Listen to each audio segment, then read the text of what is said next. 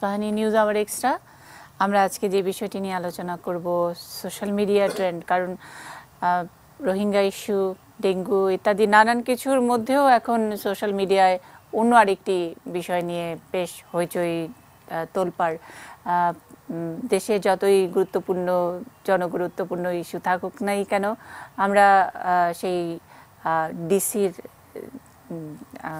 যে ভিডিওটি সেগুলো নিয়ে এখন নানা রকমের আলোচনা। আসলে কখন কোন ইস্যুটি সামনে আসবে, কখন কোন ইস্যুটি চলে যাবে, কোনটা গুরুত্বপূর্ণ কোনটা অগুরুত্বপূর্ণ, সেগুলোর কোনো ধারে না সোশ্যাল মিডিয়া। এটাই বোধহয় সোশ্যাল মিডিয়ার একটা বিশেষত্ব। সুতরাং এটি নিশ্চয়ই আমরা যেগুলো গণমাধ্যম বলি, সেই গণমাধ্যম থেকে সোশ্যাল মিডিয়ার ধরন তো আলাদা থাকবেই, কিন্তু যদি ট্রেন্ডটা দেখি, সেই ট্রেন্ড কোন দিকে যাচ্ছে, যতদিন ধরে এই সোশ্যাল মিডিয়া আমাদের ব্যাপকভাবে ব্যবহৃত হচ্ছে তারপর থেকে আজ অবধি যদি বলি, কালকে আবার এই ট্রেন্ড অন্যদিকেও যেতে পারে, আজ অবধি কোন দিকে যাচ্ছে সেগুলো নিয়েই আলোচনা করব। আমাদের সঙ্গে যারা আছেন, বাংলা ভিশনের জ্যেষ্ঠ বার্তা সম্পাদক মাসুদ কামাল আছেন, আমরা পেয়েছি আরিফ জেপ্তিকে, অনলাইন অ্যাক্টিভিস্ট, লেখক এবং অনলাইন অ্যাক্টিভিস্ট শাশ্বতী বিপ্লব আছেন লেখক এবং সোশ্যাল মিডিয়ার আমরা বলি গণমাধ্যম কর্মী, সামাজিক গণমাধ্যম কর্মী মারুফ রসুল গবেষকও বটে। এই ট্রেন্ড মানে যেদিন থেকে শুরু হয়েছিল তারপর থেকে আজ অবধি এই ট্রেন্ডটা কোন দিকে যাচ্ছে, খুব ছোট্ট করে যদি মারুফকে দিয়ে শুরু করতে চাই। লেখক, গবেষক, সামাজিক গণমাধ্যম কর্মী মারুফ রসুল, কি বলবেন? সত্যিকার অর্থে সোশ্যাল মিডিয়ার ট্রেন্ড এটা হচ্ছে অনেকটা হাইজেনবার্গের আনসার্টিনিটি প্রিন্সিপালের মতন। মানে এটা কোন দিকে যাচ্ছে, এটা প্রতিদিন সকালে ঘুম থেকে উঠে আমরা যদি একটা ট্রেন দেখি, তো বিকেলবেলায় সেই ট্রেনের আরেকটা মুড দেখি আমরা। তো এটা খুব মুশকিল, কিন্তু বোঝাটা খুব মুশকিল যে এখন সোশ্যাল মিডিয়ার ট্রেন্ড কোন দিকে যাচ্ছে। তবে একটা বিষয় মনে হয় আগেও ছিল, এখনও আছে, এটা সোশ্যাল মিডিয়ার ক্ষেত্রেও আছে। আগের আমরা যখন মূলধারার গণমাধ্যম যেটাকে বলি, মূলধারার গণমাধ্যম আমরা দেখেছি যে কারো ব্যক্তিগত বিষয়ের প্রতি সম্ভবত মানুষের এক ধরনের আদিম আকর্ষণ থাকে। সেই আদিম আকর্ষণের ট্রেন্ডটা সোশ্যাল মিডিয়াতেও যেমন দেখছি আমরা, আগেও আমরা গণমাধ্যমে দেখতাম, এখন সোশ্যাল মিডিয়াতেও সেটা দেখি। যে এক সময় ছিল যে কোন নায়িকা কি ধরনের শাড়ি পরছেন এটা নিয়ে আলোচনা হতো, এখন হচ্ছে কোন ডিসি খাস কামরায় কি করছেন এটা নিয়েও আলোচনা হচ্ছে। তো এখন সোশ্যাল মিডিয়ার ট্রেনের এই গতি প্রকৃতি সম্ভবত আরেকটু মানে আলোচনা, অন্যান্য আলোচকরা সকলে আলোচনা করলে হয়তো একটি গতি প্রকৃতি শেষ পর্যন্ত গিয়ে দাঁড়াবে। কিন্তু গতি কি আসলে আমরা নির্ধারণ করি? না, আমরা নির্ধারণ করি না, কিন্তু আলোচনার ক্ষেত্রে হয়তো একটা অভিজ্ঞতার বিনিময় হয়। মানে এই অনলাইন অ্যাক্টিভিস্টরাই আজকে আলোচক আমাদের মধ্যে। আমরা অনুষ্ঠানের এক পর্বে হয়তো আমাদের তথ্য যোগাযোগ প্রযুক্তি মন্ত্রীকে পাবো, কিন্তু আসলে আজকে অনলাইন অ্যাক্টিভিস্টদেরই প্ল্যাটফর্ম এটি। কোথায় যাচ্ছে, কোথায় নিচ্ছি, কিভাবে নিচ্ছি, অথবা কিভাবে কেন নিতে পারছি না কাঙ্ক্ষিত জায়গায়, সেসব কথাগুলোই শুনতে চাই। মাসুদ কামাল, দেখেন আসলে মানে কোন জিনিসটা কোথায় যাবে এটা কিন্তু আগে থেকে বলে দেওয়া খুব কঠিন। এটা দুনিয়ার নিয়ম, পৃথিবীর নিয়মটা এরকম। ধরুন আজকে থেকে 10 বছর আগে কেউ কি ভেবেছিল যে ডোনাল্ড ট্রাম্প আমেরিকার প্রেসিডেন্ট হবেন? ভাবেননি তো। উনি তো ভোটেই পাশ করেছেন। কারা ভোট দিয়েছে? মানে এই যুক্তি মেনে নিলে তো আজকে এই আলোচনা করারই দরকার নাই। সোশ্যাল মিডিয়ার ট্রেন্ড এই বিষয় নিয়ে কথা বলার কোনো দরকারই নাই। মানে না, আসলে সবকিছুই না জানেন, সবকিছু সময় নির্ধারণ করে দিবে। আচ্ছা, সময়, এবং ওই সময় যে মানুষ যারা থাকবেন তারা নির্ধারণ করে দিবেন এটা কোথায় যে ঠেকবে। আমি আপনাকে আরো তার মানে উল্টোভাবে বলতে পারি যে ট্রেন্ড যেই দিকে যাক না কেন, সেই ট্রেন্ড থেকে আমরা বুঝতে পারি এই সময়ের মানুষগুলো কারা বা মানুষগুলো কেমন। আপনি দেখেন, আপনি যখন মানে আপনি তো সাংবাদিকতা নিয়ে পড়েছেন, আপনি যা পড়েছেন ওখানকার যে সাংবাদিকতার যে বইগুলো, যে নিয়ম নীতিগুলো বলা হয়েছিল, তার কত % আপনি ব্যবহার করতে পারেন আপনার মানে সাংবাদিকতা করতে এসে? তাহলে ওটা কি ভুল ছিল? ওটা কিন্তু ভুল ছিল না, ওটা ছিল ওই সময়ের থিওরি। সবকিছুই কিন্তু চেঞ্জ হচ্ছে। এখন আপনি যেটা করছেন এটা হলো প্র্যাকটিক্যাল জার্নালিজম, তাই না? এটাও চেঞ্জ হচ্ছে। আমি আরো উদাহরণ দিয়ে বলি আপনাকে। একসময় আমরা, কিন্তু আমার প্রশ্নটা এখানে যে আমরা তারপরেও তো নীতিমালা, তথ্য কিছু না কিছু পড়েছি। সোশ্যাল মিডিয়ার কি কোনো নীতিমালা, তথ্য কিছু আছে যেটা ওই সময় সত্য ছিল, বা একটা বেঁধে ধরা একটা নিয়ম আছে, সেটা প্রতিদিন চেঞ্জ হতে পারে, কিন্তু বেঁধে ধরা কি কোনো বাধা ধরা কোনো নিয়ম আছে? সেটা হলো আপনার বিবেক। আপনি বিবেক সেটাকে নিয়ন্ত্রণ। একটা উদাহরণ তো বলি আপনাকে। বিবেকের তো পারসেপশন আলাদা। দুদক কি থাকা দরকার? যে লোকটা আকণ্ঠ দুর্নীতিতে নিমজ্জিত, তাকে জিজ্ঞাসা করেন তো ভাই দুদক কি থাকা দরকার, সেগুলো না, এটা তো খুব ঝামেলা।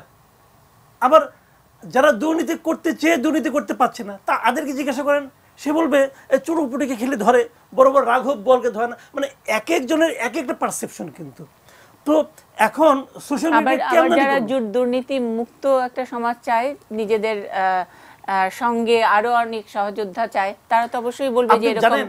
সবচেয়ে বেশি কারা দুর্নীতি মুক্ত সমাজ চায়? যে সমস্ত দুর্নীতিবাজরা দুর্নীতি করে ধরা পড়ে না তারা বেশি বলে যে আমরা কি দুর্নীতি মুক্ত সমাজ চাই, কারণ ওনারা জানেন ওনারা ধরা পড়ছেন না। ধরা পড়লে আবার আরেক কথা বলেন। মোট কথাটা হলো, আপনি আমাকে বলেন তো সোশ্যাল মিডিয়াটা কে আমদানি করলো? এটা কি কেউ একক কোনো ব্যক্তি আমদানি করেছে? করেনি। কিন্তু এটা সময়ের প্রয়োজনে এসেছে, সময়ের প্রয়োজনে এবং সময়ের প্রভাবে সেটা পরিচালিত হচ্ছে এবং সময় নির্ধারণ করে দিচ্ছে এটার ক্যারেক্টারটা কি হবে। আচ্ছা, সোশ্যাল মিডিয়ার কথা বাদ দেন, আপনি কনভেনশনাল মিডিয়ার কথাগুলো ভাবেন। বাংলাদেশে কতগুলি মিডিয়া আছে, কি প্রিন্ট মিডিয়া, কি আপনার ইলেকট্রনিক মিডিয়া, কতগুলি মিডিয়া আছে। এই মিডিয়াগুলির দ্বারা আপনি কতটুকু উপকৃত হচ্ছেন তার সঙ্গে তুলনা করেন যে সোশ্যাল মিডিয়া, তার দ্বারা আপনি কতটুকু উপকৃত হচ্ছেন। তার মানে উপকার কতটুকু উপকৃত হচ্ছে সেটা আসলে একটা মানদণ্ড এই ট্রেন্ডের বা মানুষের, তাই কি? অথবা আপনি কতটুকু ভাবছেন। দেখেন, আমি আরো একটা উদাহরণ দিয়ে বলি। অনেক বাসায় এখন পত্রিকার টাকা দিয়ে কেউ কিনে না, তারা মোবাইলে পত্রিকাটা পড়ে। এখন ওই লোককে জিজ্ঞাসা করেন, ভাই আপনি কি সোশ্যাল মিডিয়ার কারণে আমি দেখেন কি হয়েছে, অনেকে অনেক কথা বলে, আমার হয়তো বয়স হয়ে গেছে, আমিও যেটা ফলো করি যে কোন পত্রিকাটা আমি পড়বো অথবা কোন পত্রিকার কোন নিউজটা পড়বো, এটা দেখার জন্য আমি সকালে ঘুমের থেকে উঠে প্রথমে নির্ভর করি ফেসবুকের উপর। দেখি আমার বন্ধুরা কোন কোন নিউজগুলি নিয়ে কি মন্তব্য করেছে অথবা কোন কোন নিউজ তারা শেয়ার করেছে, আমি কিন্তু সেই নিউজগুলো আগে পড়ি।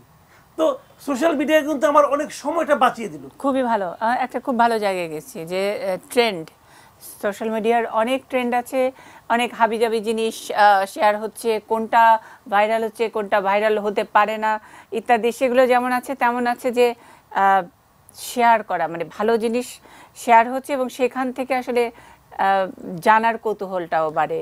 আরিফ নিশ্চয়ই যোগ করবেন। আমি মারুফ আর মাসুদ ভাই কথার সাথে একটু ভিন্ন মত দিয়ে শুরু করতে চাই। প্রথম কথা হচ্ছে সোশ্যাল মিডিয়াকে আপনি যদি আমরা কনভেনশনাল মিডিয়া বা ট্র্যাডিশনাল মিডিয়ার স্কেলে মাপতে যাই তাহলে সম্পূর্ণ জিনিসটাই ধরতে পারবো না, যে জিনিসটা হচ্ছে বেশিরভাগ ক্ষেত্রে আমরা কিন্তু মাপছি না, একদম না আমরা মাপছি না, কিন্তু এটাই হচ্ছে এখানে না শুধু বাংলাদেশে হচ্ছে, গ্লোবালিও একটা বড় সংখ্যক লোকজন এটাকে ওইভাবে মাপছেন এবং এটা মাপার কারণেই কোনো পাল্লা পাওয়া যাচ্ছে না। যে কথাটা একটু আগে মাসুদ ভাই বলছিলেন যে আপনি যখন জার্নালিজম ডিপার্টমেন্টে যে সূত্রগুলো পড়েছেন সেই সূত্রগুলো যারা জানে তারা যখন এটাকে বিচার করতে যাচ্ছেন অনেক কিছুই তারা পাচ্ছে না। জিনিসটা হচ্ছে সম্পূর্ণ ভিন্ন একটা মাধ্যম। সম্পূর্ণ ভিন্ন মাধ্যমটা কোন জায়গায়? এটা হচ্ছে আড্ডার যে মাধ্যমটা ছিল, বৈঠকে যে আড্ডার যে মাধ্যমটা আমাদের সমাজে ছিল, বিশ্বের সব জায়গায় ছিল। হয়তো ইউরোপে পাবে বসে যেটা করতো, আমরা যেটা চায়ের দোকানে করতাম বা এর আগে আমাদের দাদাদের বৈঠকখানায় যে জিনিসটা সন্ধ্যার সময় হতো, এই জিনিসটাই সোশ্যাল মিডিয়া। এইখানে আপনি অথেন্টিসিটি নিয়ে কথা বলে লাভ নাই, এইখানে আপনি ফ্যাক্টস চেক করার কোনো ব্যাপার নাই, এইখানে আপনার এই যে অন্য পক্ষের জবানবন্দি শোনার বা মানে যেটা আপনাকে মিডিয়া করতে হলে আপনি আজকে আমার বিরুদ্ধে একটা নিউজ করতে হলে আমার বক্তব্যটুকু দিতে হবে, সেটা যাই হোক আমি কি বলেছি এটা আপনাকে দিতে হবে। এটা জার্নালিজমের সূত্র, কিন্তু সোশ্যাল মিডিয়ার সূত্র এটা নয়। আড্ডার একটা ভার্চুয়াল রূপ সোশ্যাল মিডিয়া, আড্ডাটাই ভার্চুয়ালি আড্ডার জায়গা থেকে এখানে এসেছে। এখন এর আগে যেটা ছিল আড্ডাটা কি, আমি যদি মানে অ্যাকচুয়াল আড্ডাটার কথা বলি এবং বৈঠকি আড্ডার কথা বলছেন, রক আড্ডা, আমরা আজিজ মার্কেট যদি বলি, বিশ্ব সাহিত্য কেন্দ্র এবং প্রত্যেকটা জেলা উপজেলা আর সারা দুনিয়াতে লাইব্রেরি কেন্দ্রিক, পাব কেন্দ্রিক এইসব আড্ডাগুলো আছে। সেসব আড্ডা থেকে কি সুইসাইডের কোনো ঘটনা ঘটে? সে আড্ডা থেকে কি কোনো ঘটনা মানুষকে ওইভাবে হিউমিলিয়েশন করা হয়? কারণ হচ্ছে আড্ডা বলতে শুধুমাত্র বৈঠকখানার যে আড্ডা আমার দাদা মারতেন সেটাও না, আমার যে কিশোর বেলার যে আড্ডাটা, আমার স্কুল ফাঁকি দিয়ে বাইরে গিয়ে বা কলেজ ফাঁকি দিয়ে বাইরে বসে আমরা যে আড্ডাটা মারতাম সেই আড্ডাটাও তো যুক্ত। সেই বয়সেও তো লোকজন সুইসাইড করতো, মানে আজকে থেকে 30 বছর আগে। আত্মহত্যা তো এমন জিনিস না যে গত 10 বছরে আবিষ্কার হয়েছে, সেটা সেই আমলে হতো। আড্ডাটা কি তাহলে মানুষের হিউমিলিয়েশনের? না না, এটা আবার একদম ভিন্ন একটা জিনিস হচ্ছে। আমি বলতে চাচ্ছি যে সমাজে যা যা আছে, আড্ডা আছে, সততা আছে, শত্রুতা আছে, গালাগালি আছে, ভালোবাসা আছে, এর প্রত্যেকটা অনুষঙ্গেরই ডিজিটাল রূপটা হচ্ছে সোশ্যাল মিডিয়া, এটা আলাদা কিছু নয়, এখানে নতুন কিছু আশা করে লাভ নাই। এখন আমরা যে জিনিসটা হয় দেখবেন যে আমাদের আড্ডায় কখনো ইন্টেলেকচুয়াল আলাপ হয় না, সেটা খুব বেশি লোকজন বেশিক্ষণ নিতে পারে না, এটা মানে অন এভারেজ লোকে।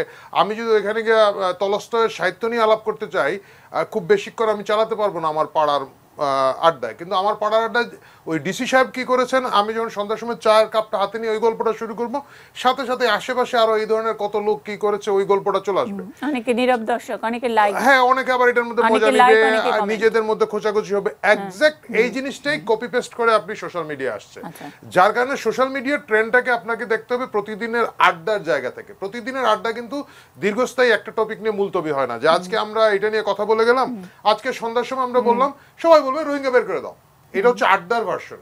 কিন্তু যদি আপনি তাত্ত্বিক জায়গাটা সেমিনারের ভার্সন যান, তাহলে আপনাকে দেখতে হবে রোহিঙ্গা আসলে কতজন, তারা কেন এলো, বিশ্ব রাজনীতির অবস্থা কি, এই জায়গাটা। এইটা হচ্ছে সেমিনারের জায়গা, যেটা আপনি কনভেনশনাল মিডিয়া এখানে বসে আলোচনা করতে পারবেন। এখানে যখন আপনি আমাকে রোহিঙ্গা নিয়ে কথা বলতে বলবেন, আমি সেই ফ্যাক্টসগুলো নিয়ে বসে আপনার সাথে দীর্ঘ আলাপ করব। কিন্তু সোশ্যাল মিডিয়া যেটা হবে খুব শর্টকাট কথাবার্তা, যেটা আমাদের আড্ডায় হয়, হ্যাঁ বের করে দাও, খেয়ে শেষ করে ফেলছে, আরেকদিন আরে খাবে, ওরা যাবে কোথায়, যাইতে পারবে না, রাখতে হবে। পরের দিন কিন্তু আবার এই ইস্যু না, পরের দিনের ইস্যু নতুন ইস্যু। সোশ্যাল মিডিয়া ট্রেন্ডটা তাই, আপনি আড্ডাকে ডিজিটালাইজ করলে আপনি সোশ্যাল মিডিয়া ধরতে পারবেন, আদারওয়াইজ এটাকে ধরা কঠিন। এই ট্রেন্ডে তো একটা আসলে সেলিব্রিটি হওয়ারও একটা প্রবণতা রয়েছে, এবং সেখানে কে কত চটুল, কে কত লাইক কমেন্ট পাওয়ার মতো। আমি দিদি এখানে আমি অ্যাড করতে চাই সেলিব্রিটি হওয়ার জন্য। আমি কি একটু শাশ্বতী বিপ্লবের কাছে শুনে আসবো কিনা, যে যে সেলিব্রিটি হওয়ার তাগিদেও অনেক কিছু। আমি একটা লাইন যুক্ত করে রাখতে চাই, সোশ্যাল মিডিয়া বা টোটাল সোশ্যাল মিডিয়া বিশ্বে এখন আয় রোজগারের একটা বিশাল জায়গা, সুতরাং সেই সেলিব্রিটিজমকে ওই জায়গা দিয়ে বিবেচনা করতে হবে, যেটা হয়তো আমরা আলোচনা করে আসব। মোটেও সেটা আমরা করছি না। সোশ্যাল মিডিয়া এই নেটওয়ার্কিংটা আসলে প্রথমত তো ব্যবসা বাণিজ্যের ক্ষেত্রেই মানে বিকশিত, তারপরে এই সোশ্যাল নেটওয়ার্কিংটা মানে আড্ডার জায়গাটি করা হয়েছে। আমরা আসলে উল্টোভাবে ব্যবহার করছি। সে যাই হোক, শাশ্বতী কি বলবেন, যে সেলিব্রিটি হওয়ার একটা প্রবণতাও থাকে, প্রতিযোগিতাও থাকে, হিমুলেশন ইত্যাদিগুলো তো নিশ্চয়ই আপনি বলবেন। আমি যে কথাটি বলছিলাম, যে আরিফ জেপ্তিক বলছিলেন যে এটা একেবারে বৈঠকি আড্ডা, এবং অনেকটা উনি বলেছিলেন নির্দোষ একটা টোনে। এখনও কি ঠিক ওই রকম নির্দোষ আড্ডার একটা জায়গা ডিজিটাল প্ল্যাটফর্ম আমরা বলতে পারি? আসলে সোশ্যাল মিডিয়ার ট্রেন্ড বলতে গেলে এটা বলা কঠিন, বরঞ্চ সোশ্যাল মিডিয়া কারা ব্যবহার করে তাদের ট্রেন্ডটা বলা সহজ, কারণ ব্যবহারকারীরাই তো আসলে একটা চরিত্র তৈরি করে যে কোনো কিছুরই, যে জিনিসটা সে ব্যবহার করে।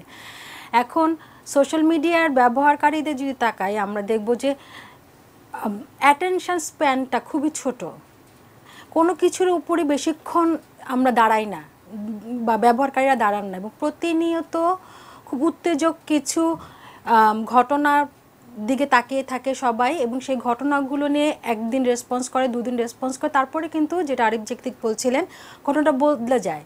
এবং সোশ্যাল মিডিয়ায় যে নেটওয়ার্কিংয়ের কথাটা হচ্ছে, সেটাও যদি আমরা দেখবেন যে খুব অগভীর এক ধরনের সম্পর্ক তৈরি হয় সবার সাথে সবার। বন্ধুত্বের জায়গাটা যেটা কিনা আমরা আগে আড্ডার কথাটা যেটা সবাই বলছে যে আড্ডা দিতাম, সেই আড্ডাটার মধ্যে কিন্তু একটা বন্ধুত্ব তৈরি হতো, সে বন্ধুত্বের গভীরতাও থাকতো। সোশ্যাল মিডিয়ার মাধ্যমে যে বন্ধুত্বগুলো হয়, যে নেটওয়ার্কিংগুলো হয়, সেগুলোর কিন্তু সম্পর্কের কোনো গভীরতার জায়গা নেই। আমরা যদি সোশ্যাল মিডিয়ার দিকে তাকাই, আমরা দেখব আমাদের সমাজের যে অস্থিরতা, সমাজের স্থিরতার অভাব, এবং কারো কোনো বিনোদনের জায়গা নেই, একটা সঠিক বিনোদনের জায়গা নেই, সেটার একটা প্রতিফলন দেখতে পাই। সবাই দিন শেষে কিন্তু সোশ্যাল মিডিয়া খুলে বসে চটকদার কিছু দেখার জন্য, খুব মজাদার কিছু বলার জন্য, এক দুই লাইনে আপনি যদি খুব ভালো কোনো সাহিত্য লিখতে চান, খুব ভালো কোনো আলোচনা করতে চান তথ্য নির্ভর, দেখবেন সেটা জমছে না। এবং আমি অনেককে যারা খুব ভালো লেখেন সোশ্যাল মিডিয়ায়, তাদেরকে আমি হতাশা ব্যক্ত করতে দেখেছি বিভিন্ন লেখায়, যে আমি একটা ছবি দিলাম, সেই ছবিতে এতগুলো লাইক পড়ে, এতগুলো কমেন্ট পড়ে, কিন্তু আমি একটা ভালো লেখা দিলাম অনেক ঘেটে, অনেক কষ্ট করে, সেই লেখাটা তেমন কেউ পড়ছে না। তাহলে এটা একটা ব্যাপার। আর জনপ্রিয়তা, হ্যাঁ তা তো বটেই, জনপ্রিয়তার তো একটা কি বলবো সূত্র তো সোশ্যাল মিডিয়া, অনেকের ক্ষেত্রে এটা সত্যি। সোশ্যাল মিডিয়ার কারণে কিন্তু আমরা অনেক লেখক পেয়েছি, লেখক লেখিকা পেয়েছি যারা ভালো লেখেন, এটাও অনস্বীকার্য, এটাও সত্যি কথা। এখন কেন কে জনপ্রিয় হচ্ছে সেটাও সবটা যে অন্তঃশ্বাস শূন্যতার কারণেও হচ্ছে সেটাও হয়তো না, মানে একদম গয়রভাবে হয়তো বলাও যাবে না।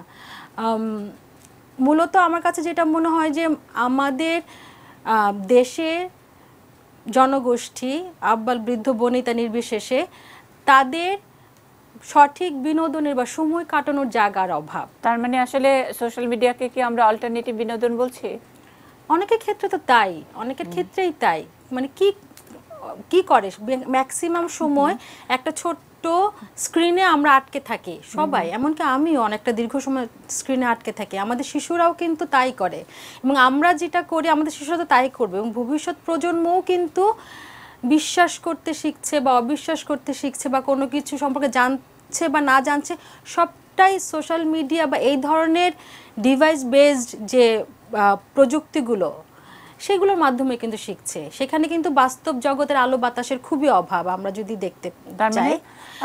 তার মানে আমাদের এই বাস্তব জগতের আলো বাতাসের খুবই অভাব, সেটার অল্টারনেটিভ হিসেবে হাতে ছোট্ট এই ডিভাইসটা এসেছে। সেখানে লাইক কমেন্টের হিরিক এবং ট্রেন্ড, এটা মানে উড়ে গিয়ে ফুরিয়ে যাবে এই তারই আনন্দ, এরকম একটা ব্যাপারের মধ্যে থাকবে, সেটাই ধরে নিচ্ছি। কিন্তু সেখানে আবার বড় বড় ধরনের ঘটনাও ঘটছে, মানে ঘটনা ঘটছে সেখান থেকে নানা রকমের সামাজিক অসামাজিক অবস্থাও তৈরি হচ্ছে। আমি যেটাকে বলছিলাম সুইসাইডের ঘটনা, অনেকের ছবি ভাইরাল হচ্ছে, অনেককে এক্সপ্লয়েট করা হচ্ছে, সেগুলোকে আমরা এইভাবে যে বিনোদনের জায়গা নেই বলে কারো কারো ছবি ভাইরাল করে দিচ্ছে, সেইটা হিসেবে ধরে নিব, নাকি এখানে এক ধরনের একটা ঠিক নিয়ন্ত্রণ বলছি না, এটার একটা অ্যাবিউজ না করে ভালো ইউজের একটা কোনো উদ্যোগ নেওয়া যায় বা আলোচনা শুরু করা যায়, আড্ডাও শুরু করা যায় কিনা? প্রশ্ন থাকলেও আমাদের দর্শক আছেন দুজন পরপর, আমি একটু ফোন নিতে চাই। হ্যালো হ্যালো, আসসালামু আলাইকুম আপা। ওয়ালাইকুম আসসালাম। আপা আমি তো বলতে চাইছিলাম জি, যে আপনি টিভির ভলিউমটা কমাবেন, টিভির ভলিউম কমাবেন, নাম বলবেন। জি আপা, আমার নাম হচ্ছে নাসির, আমি বরিশাল থেকে বলছি। জি, আগে আমরা মনে করেন এক জায়গায় 10 জন 12 জন বসে একটা আড্ডা মারতাম। হুম, এখন মনে করেন এক জায়গায় 10টা লোক বললেও একটা লোকের সাথে একটা লোক কোনো কথা বলে না, সে মোবাইল নিয়েই ব্যস্ত থাকে। এটাই তো আমি জানতে চাই।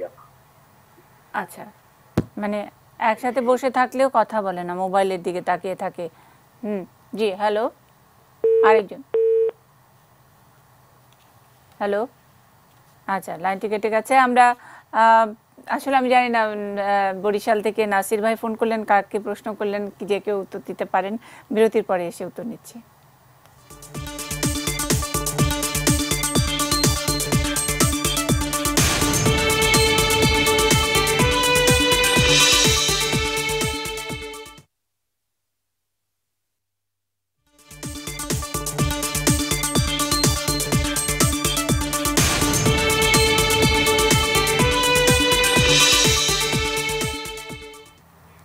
সোশ্যাল মিডিয়া ট্রেন্ড নিয়ে কথা বলছি। আমাদের সঙ্গে বাংলাভিশনের জ্যেষ্ঠ বার্তা সম্পাদক মাসুদ কামাল আছেন, অনলাইন অ্যাক্টিভিস্ট আরিফ জেপ্তিক আছেন, মারুফ রসুলকে পেয়েছি, লেখক, সামাজিক গণমাধ্যম কর্মী, এবং শাশ্বতী বিপ্লব আমাদের সঙ্গে আছেন, লেখক এবং অনলাইন অ্যাক্টিভিস্ট।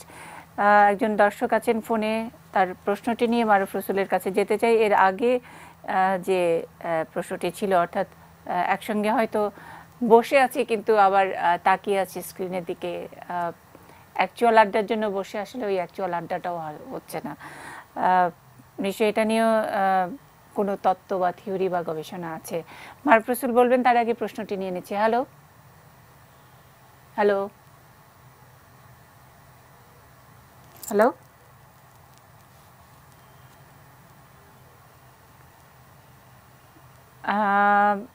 মারুফ, আমার প্রশ্নের উত্তর দেবেন।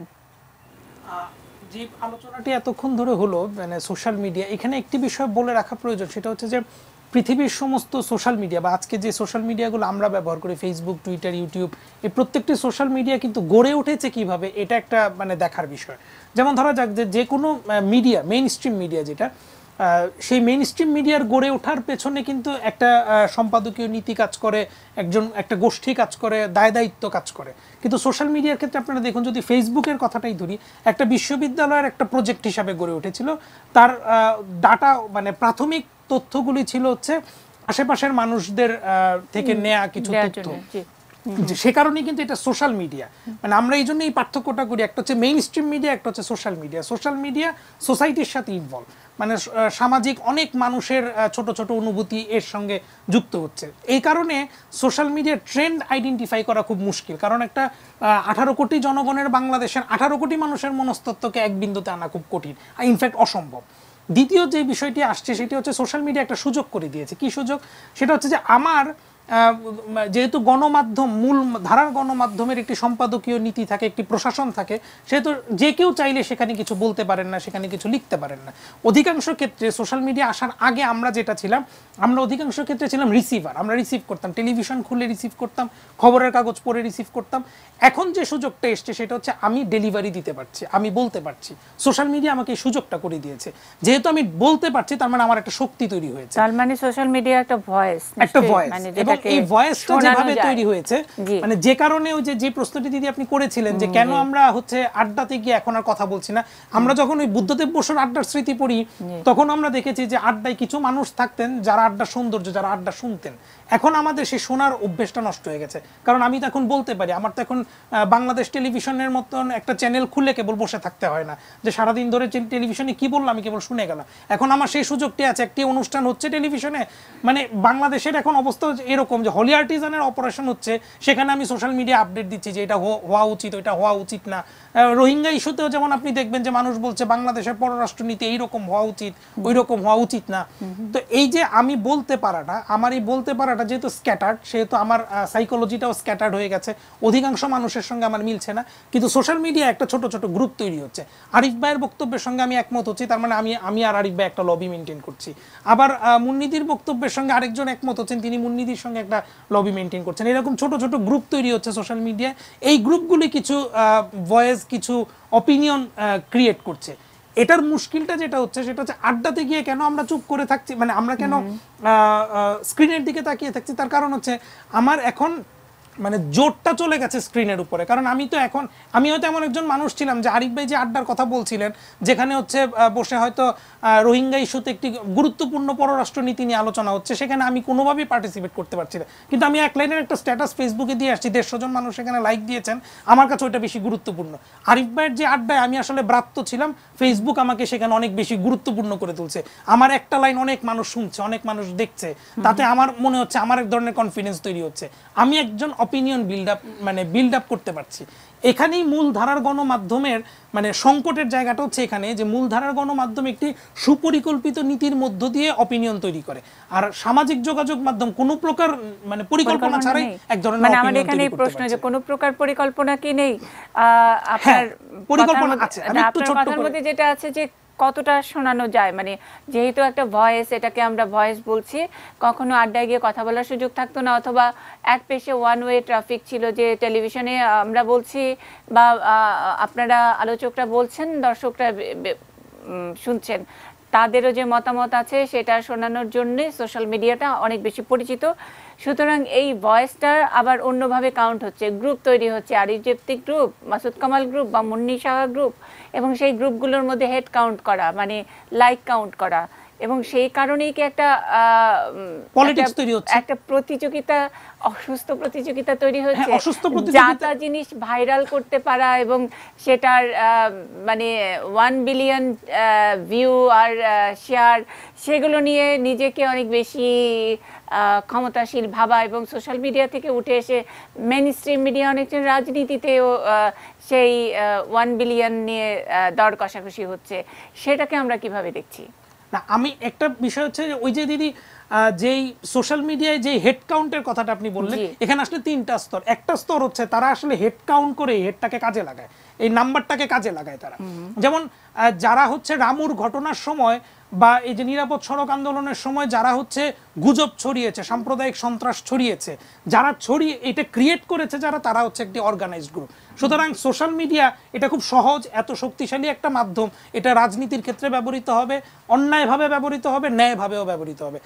মানে সোশ্যাল মিডিয়া দিয়ে যেমন শাহবাগ আন্দোলন ঘটেছে, সোশ্যাল মিডিয়ার মাধ্যমে কিন্তু রামুর সন্ত্রাসও ঘটেছে। সুতরাং এই দুটো জিনিসই আমাদের বিবেচনায় রাখতে হবে। মূল কথাটি হচ্ছে এই হেডটা কাউন্ট করছে কে। তার মানে এই দুটো ভালো এবং মন্দ, এপিঠ ওপিঠ দুটোই মেনে নিতে হবে এবং সেটা তার সময়ের গতির মতো চলবে, যেটা মাসুদ কামাল বলেছিলেন। আমি মনে করি এখানে পলিটিক্সের কাউন্টার পলিটিক্স থাকতে হবে। হ্যাঁ, মানে আরিফ ভাইয়ের পলিটিক্সের এগেইনস্টে আমার কাউন্টার পলিটিক্স থাকতে হবে। যদি রাজপথে সেটা থাকে তাহলে অনলাইনেও সেটা থাকতে হবে। এই সময়টা এখন এসছে। আচ্ছা, একজন দর্শক আছেন, একটু ফোনটা নিয়ে নিচ্ছি। হ্যালো হ্যালো হ্যালো জি, হ্যালো, আসসালামু আলাইকুম। ওয়ালাইকুম আসসালাম।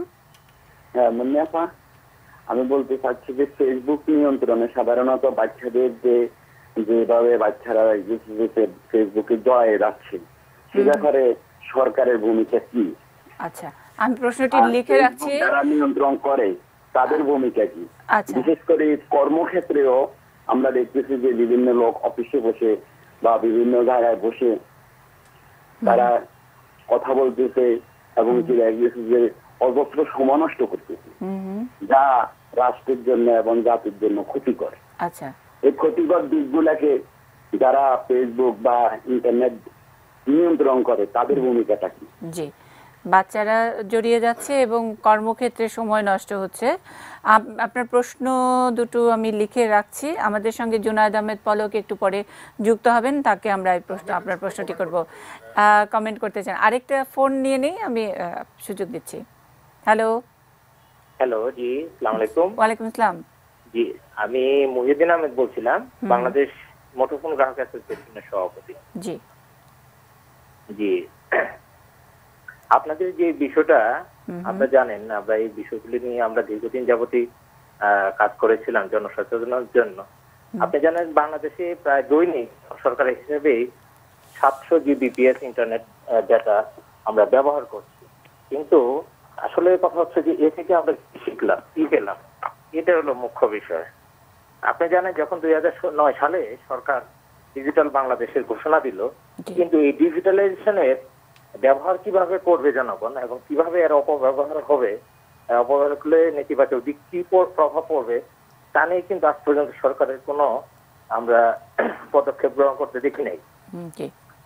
সর্বশেষ কথা হচ্ছে যে এখন পর্যন্ত ফেসবুক গুগলের সাথে আমাদের কিন্তু কোনো ধরনের কোনো চুক্তি নেই, কোনো আলোচনা। জি, যার ফলে এই যে আমাদের লোকজন, অদক্ষ লোকজন, আজকে রিক্সাওয়ালাও একজন ইন্টারনেট ব্যবহার করছে, সে কিন্তু জানেই না যে ডিজিটালাইজেশন এবং ইন্টারনেট কিভাবে ব্যবহার করতে হয় এবং এর সুফল কিভাবে ভোগ করতে হয় সেটাও জানে না। যার ফলে আজকে সমাজে একটা বিশৃঙ্খলা এবং নৈরাজ্য সৃষ্টি হয়েছে। আপনি জানেন আমাদের টেলিযোগাযোগ নিয়ন্ত্রণ কমিশনও এদিকে খুবই তারা উদাসীন এবং এগুলির অপব্যবহার বন্ধ করার জন্য তারা মোটেও এখন পর্যন্ত কোনো সুদূরপ্রসারী আমরা লক্ষ্য করি নাই। আপনার প্রশ্নটা একটু জানতে পারি? তো আমাদের কথা হচ্ছে যে সরকার দ্রুত এই বিষয়ে যদি কোনো পদক্ষেপ গ্রহণ না করে, সামনে আগামী দিনে দেশে একটা সামাজিক নৈরাজ্য সৃষ্টি হবে। আচ্ছা, আমাদের কথা হচ্ছে যে সরকার যাতে এবং টেলিযোগাযোগ নিয়ন্ত্রণ কমিশন দ্রুত এই ব্যাপারে কি পদক্ষেপ গ্রহণ করতে পারে। আচ্ছা, আপনার প্রশ্নের জন্য অনেক ধন্যবাদ। আমরা প্রশ্নটি লিখে রাখছি। আবারও বলছি, আমাদের সঙ্গে জুনায়েদ আহমেদ পলক একটু পরে যুক্ত হবেন, তার জন্য আরো দুটি প্রশ্ন লিখে রাখলাম। আরিফ জেপ্তিক যোগ করতে চাইছিলেন।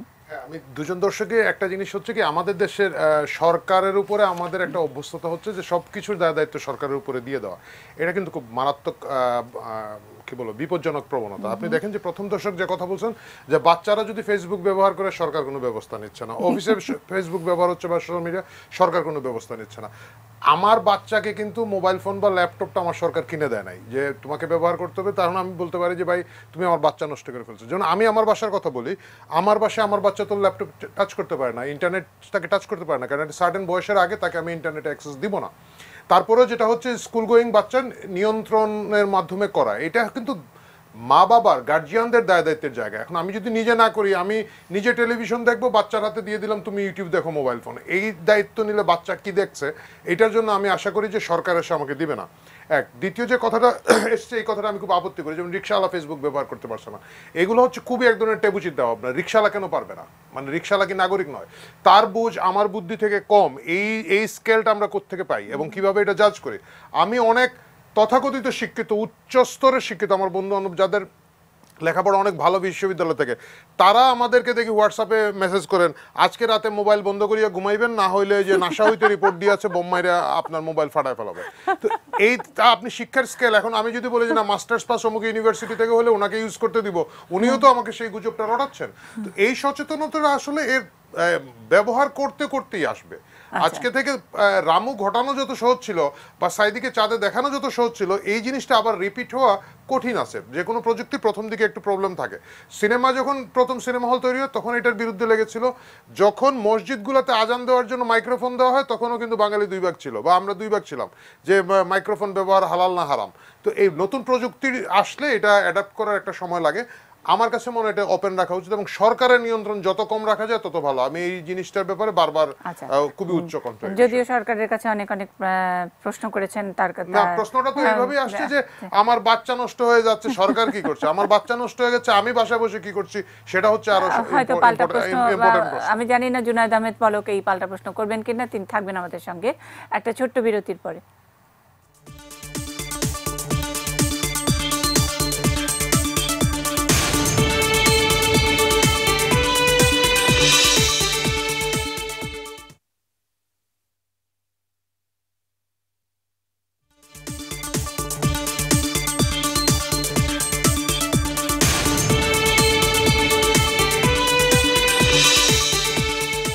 আমরা সোশ্যাল মিডিয়া ট্রেন্ড নিয়ে কথা বলছি। বিরতিতে যতক্ষণ ছিলাম আমরা আলোচনায় করছিলাম যে সব কি খারাপ, ভালো তো আছে। হ্যাঁ, ভাইরাল যেগুলো হয় সব যে ভালো হয় তা নয়, আর সব যে খারাপ হয় তাও নয়। তারপরেও বেশি যেগুলো হয়, যেগুলো নিয়ে খুব কন্ট্রোভার্সি, যেগুলো অপ্রীতিকর, যেগুলো অশ্লীল, সেগুলোর ক্লিক এবং ভিউ অনেক বেশি। কিন্তু আবার ভালো দু একটি উদাহরণ আমরা হাতে রেখেছি আমাদের আজকের অনুষ্ঠানের জন্য। শিশু সাম্য, জামালপুরের এক সুকণ্ঠী, আমরা প্রডিজি যদি বলি, সেই প্রডিজি, ওকে আসলে এই ফেসবুকে ওর গানটি ভাইরাল হওয়ার মাধ্যমে ও সকলের কাছে পরিচিত। ভাইরাল গান, সাম্যর কণ্ঠে গান, এভাবেই ওকে সবাই চেনে। এখনও কোনো বড় মিডিয়াতে, বাংলাদেশ টেলিভিশনে একটি অনুষ্ঠান করেছে, সেই সোশ্যাল মিডিয়ায় ভাইরাল হওয়ার কারণে ভারতেও গিয়েছিল, কিন্তু সেখানে খুব একটা ভালো পারফর্ম করতে পারেনি, বাচ্চাটি অসুস্থ হয়ে যায়। যাই হোক, আমরা সাম্যর যে গানটি ভাইরাল হয়েছিল, প্রথমে একজন উপজেলা নির্বাহী কর্মকর্তা, তিনি প্রথমে তার এই গানটি তিনি তার মোবাইলে রেকর্ড করে ফেসবুকে আপ করেছিলেন। আমরা সাম্যর গানটা একটু শুনি।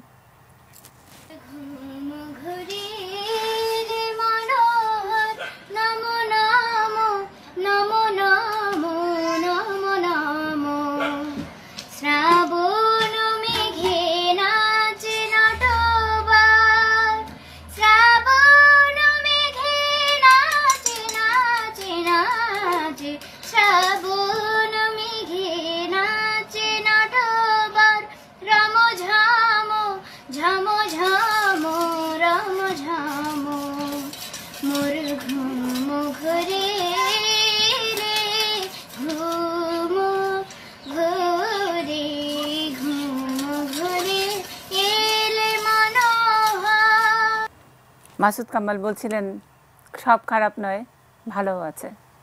না, একটা জিনিস হলো কি, আমি কিন্তু মানে সোশ্যাল মিডিয়ার খুবই পক্ষে এই কারণে যে কথাটা মারুফ যে কথাটা বললেন একটু আগে, মানে এটি আসলে মূল কথা যে ভালো মন্দ সব কিছুরই আছে, সব কিছুই আপনার সময়ের প্রয়োজনে এসেছে, সময়ের দাবি মেটাতে এসেছে। আপনার প্রচলিত যে কনভেনশনাল যে মিডিয়াগুলো আছে, মেইন স্ট্রিমে যে মিডিয়াগুলো, সেখানে খারাপ নেই, কত খারাপ আছে। একটা ভুল তথ্য দিয়ে অনেক কিছু হয়ে গেল। আপনার এখানেই তো দেখলাম আমরা যে ডেইলি স্টারে একটা ঘটনা নিয়ে আলোচনা হচ্ছে, তো উনি তো নিজেও স্বীকার করলেন সেটা ভুল ছিল, তাই না? এখন ওনারা তো দায়িত্ব নিয়ে কাজ করেন, আবার ধরেন অনেক মিডিয়া আছে, এর মালিক আছে, একটা মালিকের স্বার্থ সেখানে আপনার কিন্তু প্রতিফলিত হচ্ছে। মালিক একটা চায় না। তো আমি বরং মানে এই সমস্ত প্রচলিত যে মিডিয়াগুলো, মেইন স্ট্রিমে যে মিডিয়াগুলো আছে, এগুলোকে বরং আমি কম গুরুত্ব দিতে চাই। এবং এগুলি যে কম গুরুত্বপূর্ণ, এটাই সোশ্যাল মিডিয়া এসে প্রমাণ করে দিয়েছে যে তোমাদের প্রত্যেকটা কাজের মধ্যে একটা ধান্দা আছে, এবং তোমাদের ধান্দাগুলো হলো একটা সম্মিলিত ধান্দা। এর পেছনে অর্থের প্রয়োগ আছে, অর্থের মানে একটা পুঁজিপতিতে একটা আছে। এরা সবাই মিলেমিশে একটা স্বার্থ উদ্ধারের জন্য করে।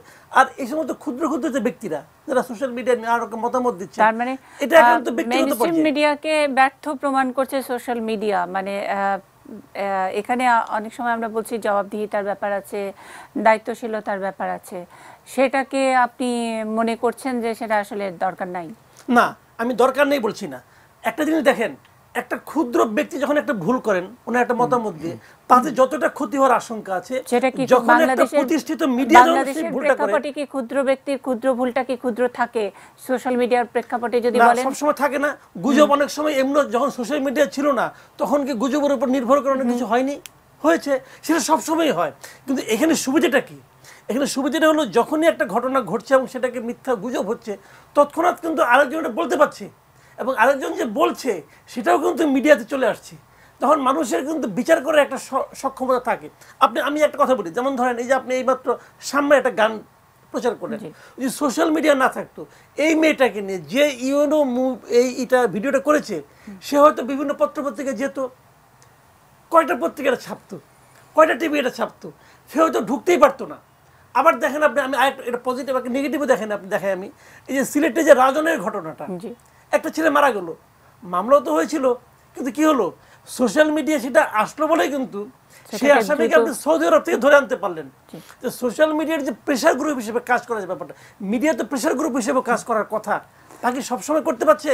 কিন্তু সোশ্যাল মিডিয়াকে যখন আপনি দায়িত্বে আছেন, যখন মেইন স্ট্রিম মিডিয়া সেটাকে প্রেশার হিসেবে বিবেচনা না করছে, তখন একজন ব্যক্তি সেটাকে তুলে আনতে পারছে এবং ঘটনার গুরুত্ব অনুধাবন করে সেটা কিন্তু প্রেশার হিসেবে কাজ করছে। সেই বিবেচনায় আমি সবসময় বলবো যে ভাই দেখেন, এটা হলো সময়ের দাবি পূরণ করতে সোশ্যাল মিডিয়া আসছে। কেবল ফেসবুক তো না, টুইটারও আছে। টুইটারে বিভিন্ন দেশে তো আপনার রাষ্ট্রপতি বলেন, প্রধানমন্ত্রী বলেন, তাদের তো ভেরিফাইড টুইটার অ্যাকাউন্ট আছে, তারা সেখানে তৎক্ষণাৎ মতামত দিচ্ছে। মানে ডোনাল্ড ট্রাম্প তো টুইট করে অনেক বিখ্যাত, মানে তার কোনো কিছুর ধার ধারতে হয় না, নিজেই সুন্দর অল্প কথায় নিজে কি করলেন কি করবেন সেটা বলে দিচ্ছেন। ডোনাল্ড ট্রাম্প লোকটা কেমন তা তো আমরা বুঝতে পারছি, সেটা তো বোঝার জন্য আমাদের আগে অনেকদিন অপেক্ষা করতে হতো, কিন্তু এখন সেটা করতে হচ্ছে না। আমি মুহূর্তে বুঝতে পারছি যে কোন বসে উনি কি ভাবছেন। তো এটাকে কিন্তু আমি মনে করি সবসময় ইতিবাচক। কি গ্রহণ করবেন না করবেন সেটা আপনার ব্যাপার। আচ্ছা, আপনি যদি বইয়ের কথা বলেন, আমরা কি কোনো বইয়ের কথা বলি? অনেক বই আছে যে বইগুলো মানুষকে হয়তো আমার বিবেচনার ক্ষতি করছে। এখন আমি কি সেই বইটাকে নিষিদ্ধ করতে বলবো? আমি তা বলবো না। সেই বইটাকে আমি খারাপ বই হিসেবে যদি চিহ্নিত করি যে বইটা খারাপ, তাহলে যারা আমার রুচির উপর নির্ভর করতে চায় তারা ওই বইটাকে খারাপ হিসেবে দেখবে। এতে তো কোনো সমস্যা আমি দেখি না। আমার কথা হলো কি, সব ফুলে ফুটবে, আপনি কোন ফুলের থেকে সুগন্ধ নেবেন সেটা আপনার ব্যাপার। আচ্ছা, সেটা আমার ব্যাপার, সেটাকে আমি পর্যন্ত থাকে কি না এবং এগুলো নিয়ে চিন্তিত কি। হয়তো আপনি একজন সচেতন অভিভাবক, আপনি চিন্তিত নন। অনেক অভিভাবকদেরই ওই একই অবস্থা, বাচ্চার হাতে মোবাইল ফোনটা দিচ্ছেন, আবার সরকার এটার কি ব্যবস্থা নিচ্ছেন অথবা নিচ্ছেন না সেগুলো নিয়ে তাদের এক ধরনের উৎকণ্ঠা থাকে। কোথাও এক ধরনের নিয়ন্ত্রণ বা ফিল্টারিং হয়তো চান, এটা আমাদের বিটুইন দ্য লাইন আমাদের একটু পড়ে নিতে হবে। একজন দর্শক আছেন। হ্যালো হ্যালো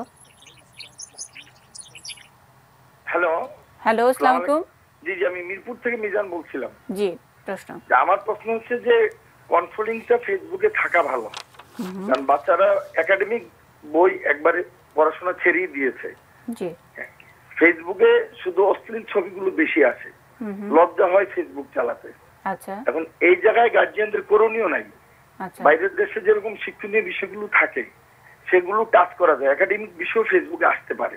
আপনি একটা ক্রিয়েশনকে তুলে ধরলেন, পজিটিভ দিক, এরকম পজিটিভ দিকগুলো মেনটেন করার জন্য সরকার, এন্ড সবসাথে বেশিরভাগই সরকারের স্তুতি শোনা যায়, কিছু হইলেই যে সরকারের শুধু বসছে ওই জন্যই। আর নর্মালি আমরা এই ধরনের আলোচনা আমরা খুব পছন্দ করি। কোনো পলিটিক্যাল লুক থাকলে জগ্রাফিও আমরা দেখতে চাই না। এখন একটা জেনারেশনকে যদি উদ্ধার করতে চান, তাহলে আমার মনে হয় সময় এখন হচ্ছে মাদকাসক্তের চেয়ে বেশি হচ্ছে এই ফেসবুক লাইকিং, ফেসবুকে। এই জিনিসগুলো ফেসবুক থেকে আসক্তি, আমাদের জি। উদ্ধার করার কি ব্যবস্থা আছে মাননীয় মন্ত্রী মহোদয় যদি বলতেন। মাননীয় বাচ্চাদেরকে জি, ফেসবুক কিছু- আসক্তি থেকে যেমন দূর করা, আপনার উদ্ধার করার কিডনি জন্য হত্যা। মন্ত্রীর কাছে আপনি প্রশ্ন, আমরা একটু পরে মন্ত্রীকে কানেক্ট করব। তিনি জি জি, যেমন মিন্নি হত্যা, নুসরাত, এগুলো খুব আলোচিত হয়। জি। এছাড়াও কিন্তু অনেক জিনিস পথে ঘাটে পড়ে আছে, সবগুলো উঠে আনতে হবে। এখানে গার্জিয়ানদের কিছু করণীয় নাই, কারণ করণীয় থাকলে ব্যাঙ্গা বয়েজ, ডিস্কো ড্যান্সার, এই তরুণীরা এভাবে বিভিন্ন জায়গায় গ্যাংস্টার করতো না, কেউ না কেউ তাদেরকে চালায়। আচ্ছা। টকশুতে বলে এটা বলে আচ্ছা, একটু আপনি আরাম পাওয়া যায়। প্যারেন্টিং এর ব্যাপারটা আপনারা কতখানি গুরুত্ব দিচ্ছেন? আমি শাশ্বতীর কাছ থেকে এই বিষয় নিয়ে শুনবো। আরো একজন দর্শক আছেন। হ্যালো, হ্যালো, আসসালামু আলাইকুম। ওয়ালাইকুম সালাম। আপা, আমি বলছিলাম রংপুর থেকে। হ্যাঁ, জি, তো বিষয়টা হচ্ছে কি, অন্তত এই যে ছেলেমেয়েরা ক্লাসে বসে, বুঝছেন, হুম হুম বসে টিচারকে ফাঁকি দিয়ে দেখবেন যে ফেসবুক পিছনে পিছনে চালাচ্ছে। হুম হুম হ্যাঁ, আচ্ছা, তা আমি ওই মন্ত্রী মহোদয়ের কাছে আমার একটা ছিল, সেটা যে অভিভাবক হিসাবে, হুম সেটা হচ্ছে অন্তত এই মানে ডেঞ্জার পিরিয়ড, মানে বয়সের তো মানুষের একটা ডেঞ্জার পিরিয়ড থাকে, হুম হুম সেটা ইন্টারমিডিয়েট পর্যন্ত। জি, হ্যাঁ, এটা মনে করেন যে অন্তত ইন্টারমিডিয়েট পর্যন্ত বাধ্যতামূলক, ফোন ইউজ করার প্রয়োজন নাই। হুম হুম ছাত্রদের ক্ষেত্রে বলতেছি আমি, আচ্ছা ছাত্রছাত্রীদের ক্ষেত্রে। আচ্ছা, আমার একটা পাল্টা প্রশ্ন আপনার কাছে। এই বাচ্চারা যে স্কুলে বসে ফেসবুকিং করছে, বা সেই ডিভাইসগুলো কি আসলে সরকারি ডিভাইস নাকি আপনারাই দেন, মানে অভিভাবকরাই দেন? না না না না, এটা এখন তো আইন যেহেতু নাই, দেখা যাচ্ছে যে আমার বাচ্চা এই কুড়িগ্রাম গভর্নমেন্ট কলেজে পড়ে। হ্যাঁ, জি, এখন দেখা গেল ও জেদ ধরছে বা ইয়া করছে, এখন বাবা মার মন তো চায় যে এটা কিনে দেয়। জি, যখন আইন হয়ে যাবে, জি, বাধ্যতামূলক হয়ে যাবে, তখন আচ্ছা। দেখবেন যে ওর বাচ্চা আর চাবে না। আচ্ছা, তাহলে আইনটা আসলে বাবা মাদের জন্য করা উচিত, কি বলেন? না না, মানে আমাদেরও তো দায়িত্ব আছে, সে যাতে গভর্নমেন্টের একটা রুলস করলে বা আইন করলে সেটাকে আমরা ফলো অন করতে পারবো আমাদের বাচ্চাদের কাছে। জি জি, আমি সেটাই বলেছি যে আইনটা আসলে বাবা মাদের বিরুদ্ধে, যে যেই বাবা মা আসলে তার বাচ্চাকে ইন্টারমিডিয়েটের আগে কোনো ডিভাইস দিবে, তাকে আসলে শাস্তি পেতে হবে, তাই তো? Right right right. আচ্ছা, আমাদের মন্ত্রী মহোদয়ের কাছে প্লিজ প্রশ্নটা একটু রাখবেন, হ্যাঁ? আইন আমি করা যায় প্রশ্নটা কিনা। করবো। অনেক ধন্যবাদ ফোন করার জন্য। একটা আমরা নিউজ আওয়ার এক্সট্রা শেষ করব। শাশ্বতীর কাছে প্যারেন্টিং এর বিষয়ে প্রশ্ন ছিল পলিটিক্স প্লাস পর্বে, সেই প্রশ্ন নিয়ে ফিরছে, থাকবেন আমাদের সঙ্গে।